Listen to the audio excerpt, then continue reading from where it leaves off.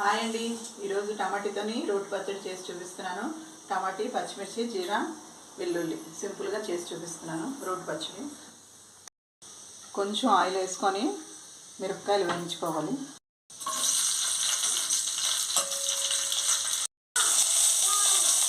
మిరపకాయలు వేగిపోయి తీసేసుకుంటున్నాను. మళ్ళీ కొంచెం నూనె వేసుకోవాలి, వేయించుకోవాలి. టమాటీ మగ్గిపోయింది. ఫైనల్గా కొత్తిమీర కొంచెం వేసుకోవాలి. రోట్లో వేసుకొని దంచేసుకుందాం. జీలకర్ర ఫస్ట్ వేసుకోవాలి, తర్వాత వెల్లుల్లి వేసుకోవాలి.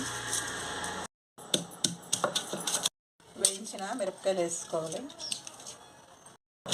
వేసుకుంటున్నాను తగినంత.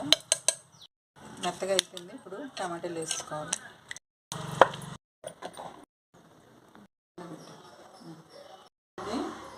కలుపుకొని తిని చూపిస్తున్నాను.